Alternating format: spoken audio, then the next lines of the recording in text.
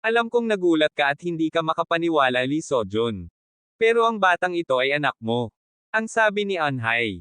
Nanatili pa ding nakatulala at di makapaniwala si Lee Sojun. Di talaga ako makapaniwala dahil halos ilang taon na nung maghiwalay tayo, tapos sasabihin mo sa batang ito na mag-hello sa kanyang daddy, ang sabi ni Lee Sojun. At halos nagtatalo na ang dalawa. Dinala mo ba dito ang batang yan para pagbantaan ako ha, Anhai? Ang sabi ni Lee Sojun.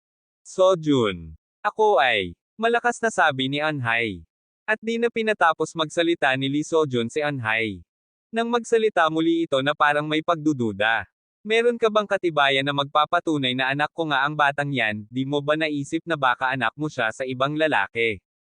Nakatingin lamang si Ciela sa dalawa at parang alam na siya ang pinagtatalunan ng dalawa. Sige, kahit ano pa man yan. Mapapatunayan ko din naman kung anak ko nga ba talaga ang batang ito. Bumalik na lang kayo, ang sabi ni Lee Sojun sa mag-ina. Biglang bumalik sa alaala ni Lee Sojun ang ginawa niya noon. Tinalikuran ko siya noon. Wala akong kwenta. Pero bago yon. Yung quest. Nakalagay doon na may 5 kasawian si Ciela. Ang batang tulad niya ay kayang wasakin ang mundo. Ibig sabihin madaming hindi magandang nangyari sa buhay ni Ciela. Hindi ko alam kung anong mga kasawian ang nangyari kay Ciela noon. Wala akong magandang alaala kasama siya simula nung una ko siyang makilala. Hindi ko man lang na-acknowledge na ako ang magulang niya. Hinayaan ko si Anhai na mag-alaga kay Ciela ng mag-isa hanggang sa kanyang kamatayan. Simula nun mamatay ang kanyang ina, inalagaan ko si Ciela. Pero napuno pa rin ako ng guilt. Nagtrabaho ako ng nagtrabaho dahil madami akong utang. Naiwan si Ciela mag-isa. Ako ang dahilan kung bakit naging masama si Ciela. Hindi ako karapat-dapat na tawaging ama. Kaya ngayon na bumalik siya sa nakaraan at nabigyan siya ng pagkakataon na baguhin ang kinabukasan. Babaguhin niya ang lahat. Alam kong nakakagulat at mahirap paniwalaan. Ngunit ang batang ito ay hindi na pinatapos ni Sojun ang sinasabi ni Anhai. Naniniwala ako sa iyo na anak ko ang batang ito, ang sabi ni Sojun. Tumingin si Sojun sa batang babae. Anak, sabi ni Sojun. Bakit po? Ang sabi ng bata. Halika, pasok muna kayo. Baka masakit ang paa niyo sa pagpunta dito. Inilahad ni Sojun ang kanyang kamay sa batang babae para papasukin sa loob ng bahay. Tuwang-tuwa ang batang babae. Sa loob ng bahay tahimik na nag-iisip si Anhai habang nakaupo sa harap ng lamesa.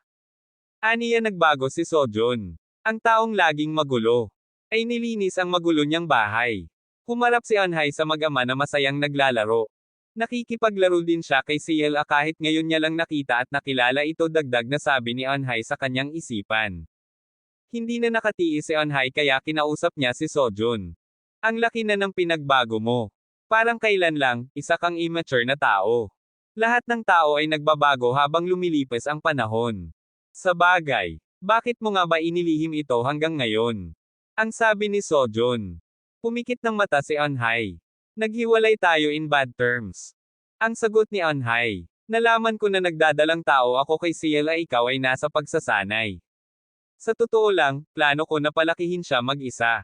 Pero pumunta ako dito upang makita ka, dahil may mga bagay na hindi nag-workout, dagdag pa ni Anhai. Anong nangyari, ang tanong ni Sojun. Nagkaroon ng aksidente. Nawasak ang bahay ko. Kaya wala akong matitirhan ngayon. Hindi ko hihilingin sa'yo na tanggapin ang responsibilidad. Dahil pinili ko na isilang siya sa mundo, ang sagot ni Anhai. Tapos ano? Ang sabi ni Sojun. Hayaan mo ako na magstay dito pansamantala. Hindi ko kayang hayaan na matulog ang isang bata sa motel. Kung wala kang spare room, kahit sa storage room na lang, sabi ni Anhai. Pumayag si Sojun na sa kanya muna tumira ang mag-ina. Ang aking bahay ay hindi masyadong maluwang, ngunit maari akong gumawa ng espasyo kung aalisin ko ang mga bagay na hindi ko na kailangan. Nasaan ang mga gamit nyo? Tanong ni Sojun. Biglang napatitig si Anhai. Ang mga gamit ko ay nasa labas, sagot ni Anhai. Nagtatakang nakatingin si Anhai kay Sojun sapagkat ang pagkakakilala niya kay Sojun ay hindi ito basta-basta sumasang-ayon sa isang bagay. Isa itong basagulero. At isip bata. Pumunta siya dito na handang makarinig ng masasakit na salita mula rito. Biglang tinawag ni Sojun si Anhai. Bakit? Sagot naman ni Anhai. Maaring biglaan na marinig mo ang mga salitang ito mula sa akin ngunit alam mo ang tungkol sa atin. Dapat ba tayong magpakasal? Sabi ni Sojun. Biglang naibugan ni Anhay ang kanyang iniinom at napatikip ang kamay sa mukha. Naisip niya ano ba ang nangyari kay Sojun sa panahon na hindi niya nakita ito. Nakatingin si Sojun kay Anhay at naisip niya na mabibigla talaga ito dahil naniwala agad siya sa isang iglap na anak niya ang batang kasama nito. Bukod dun pinapasok niya ang mga ito sa bahay na walang pagdadalawang isip at ang pinakamalala ay inaya pa niya ito magpakasal. Aniya kung hindi niya sasabihin ngayon. Baka pagsisihan niya ito. Kailangan niyang managot sa mga bagay na ginawa niya. Hindi lang dahil gusto niyang simulan ang pag-aayos ng mga bagay kahit gaano siya kahuli. Pero yung oras at emptiness na naramdaman niya nang mamatay si Anhay sa nakaraan. Napagtanto niya kung gaano ito kaimportante sa kanya. Napatigil si Sojun sa kanyang pagninilay nung tinawag siya ni Anhay. Ang sabi ni Anhay, lumapit lang ako sa'yo dahil hindi maganda ang takbo ng buhay sa akin. Hindi dahil may nararamdaman pa ako sa'yo. Tama ka. Naghiwalay tayo on bad terms. Kaya makakapagtaka kung may nararamdaman ka pa para sa akin. Sagot ni Sojun. Ngunit nung bigla kang magtanong ng kasal ako ay lubhang naguluhan. Sojun. Sobrang nagpapasalamat ako na pinayagan mo kaming manatili dito. Saka na lang natin pag-usapan ang tungkol doon ang sabi ni Anhay. Nabigla man sa sinabi ni Anhay sumang-ayon na din si Sojun. Naisip ni Sojun na sasabihin talaga nito ang ganong salita pero naniniwala siya na hindi pa huli ang lahat para makuha niya ulit ang loob ni Anhay. Isinantabi muna ni Sojun ang usapin tungkol doon. Muli ay nagtanong siya kay Anhay. Ang sabi niya, sigurado akong mahihirapan ka na makaipon ng pera para sa pagpapalaki ng bata at paghahanap ng bagong bahay. May naiisip ka na bang paraan? Nais isatinig ni Sojun na makakaasa ito sa kanya. May naiisip na ako ang sagot ni Anhay sa kanya. Sasali ako sa guild. Magiging hunter ako. Kaya naman hinihiling ko na alagaan mo si Ciela. Nagulat si Sojun sa sagot na ito. Naisip niya na isa kaya ito sa mga kasawian ni Ciela noon. Sigurado siya na ang mga nangyari noon ay hindi ganito. 25 taon na ang nakalipas. 10 taon bago ang kasalukuyan. Sabay-sabay sa buong bansa. Naganap ang isa pang hindi nangyayari na natural na sakuna na, collapse. Kung saan ang iba't ibang halimaw ay lumabas sa butas mula sa ibang dimensyon. Nahumantong sa pagkawasak ng sangkatauhan. Sa pamamagitan ng pagsira sa buhay ng mga tao. Gayunpaman ang mga tao ay hindi nawala. Dahil may mga taong humihigop ng kakaibang kapangyarihan mula sa butas upang magkaroon sila ng espesyal na kapangyarihan. Ang mga taong kayang pumatay sa mga halimaw na imposibleng patayin noon ay tinatawag na hunters. Isang maaliwalas na umaga. Maagang umalis ng bahay si Anhay upang hanapin ang gusali na kanyang pag-a-applyan bilang hunter. Umuwi din siya agad pagkagaling dito, ng gabi na. Nag-usap muna silang dalawa habang nasa silid si Ciela. Ipinakita niya kay Sojun ang isang papel. Ito ang kontrata na natanggap ko mula sa organisasyon ang sabi ni Anhay. Pinirmahan mo na ba yan? Ang tanong ni Sojun. Hindi pa. Pero ang benepisyo at signing bonus ay maganda, kaya malamang tatanggapin ko ito ang sagot ni Anhay. Napabuntong hininga si Sojun. Kaya tinanong ni Anhay kung may gumugulo ba sa isipan nito. Napakaraming butas sa kontrata na ito. At mayroong hindi mabilang na mga organisasyon na nagsasamantala sa mga hunters. Ang kasalukuyang mga organisasyon ay gumagamit ng matatalinong pamamaraan upang kumita ng mas marami hanggat maari. Kaya mas mabuti sigurong isuko mo na lang ang kontrata sabi ni Sojun. Naguguluhan nakatingin si Anhay sa kontrata. Naisip niya kung susuko siya sa kontrata walang paraan para kumita siya ng pera para mabayaran ang utang niya at mabuhay ng kanya. Alam ni Sojun na naguguluhan ito kaya muli niyang sinabi na, Anhay sige i-negotiate mo ang kontrata gaya ng gusto mo. Kung walang problema magpatuloy ka pero kung may kainahinala tulad ng mga nabanggit ko, ay hayaan mo na turuan kitang maging hunter. Nabigla si Anhay sa sinabing ito ni Sojun aniya nagbago na talaga ito. Napakaisip bata nito dati hanggang umabot sa puntong naghiwalay sila. Samantala sa kwarto ay naalimpungatan si Ciela na nagtataka kung bakit hindi pa din natutulog ang kanyang mommy at daddy. Nilapitan ito ni Sojun at kinausap. May kailangan lang kaming pag-usapan ng mommy mo. Matutulog din kami pagkatulog mo. Sana ay magkaroon ka ng magandang panaginip habang kami ay gising, ang sabi ni Sojun. Agad namang pumayag si Ciela. Naghanda na itong matulog habang masayang nasa tabi pa din ng kama niya ang kanyang daddy. Manghang nakatingin sa kanila si Eunhae. Sa isip ni Eunhae, ibang-iba na talaga si Sojun.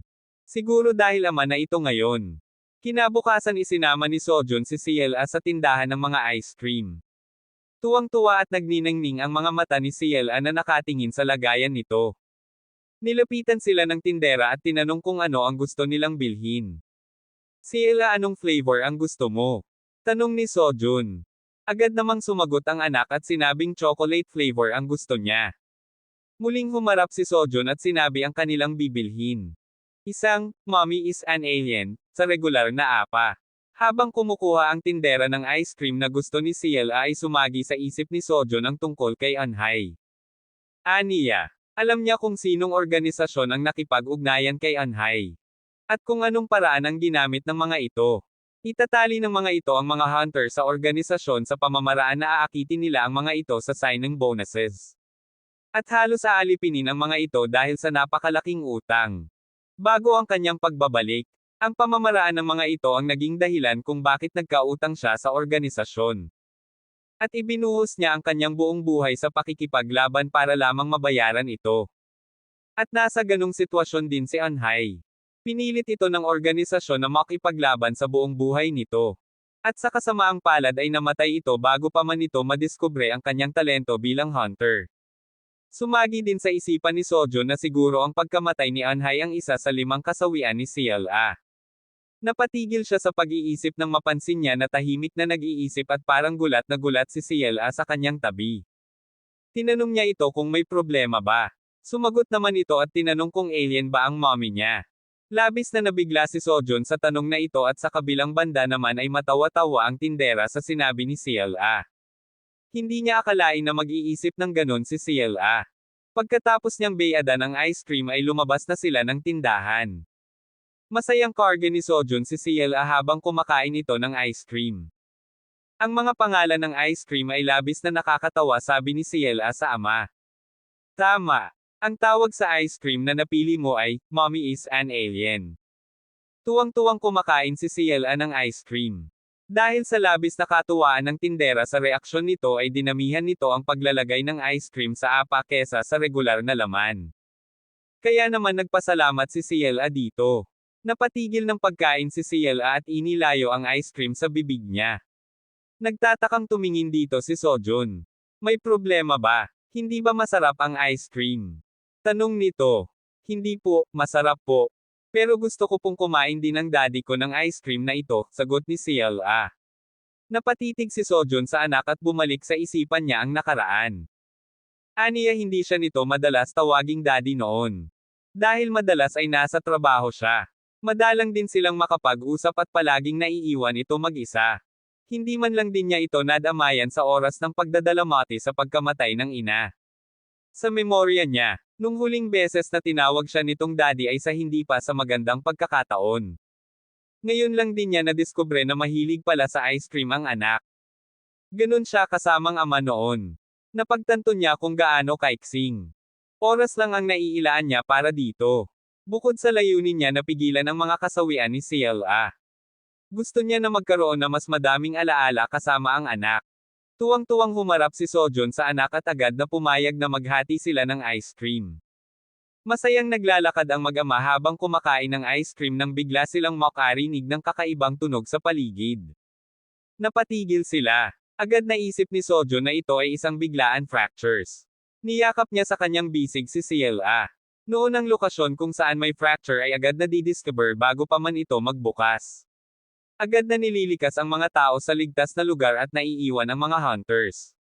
Napakaliit din ng tsansa na may biglang mabuong fracture. At ang mga ganitong pangyayari ay hindi nangyari noon. Natatakot si Ciela na nakatingin kay Sojun. Sinabi ni Sojun na huwag itong matakot at ayos lang ang lahat. Tumakbo si Sojun. Naiwan ang ice cream na nailaglag ni Ciela. Habang tumatakbo si Sojun ay pumasok sa isipan niya ang butterfly effect. Ito ay isang pagkumpas ng paro-paro na lumilikha ng isang bagyo. Naisip din niya na si Eunhye na hindi kailanman pinapaalagaan si Ciela sa iba pero kusang loob nito na iniwan sa kanyang pangangalaga ang anak. At ang pagkakaroon ng biglang fracture na hindi nangyari noon ay nabuo.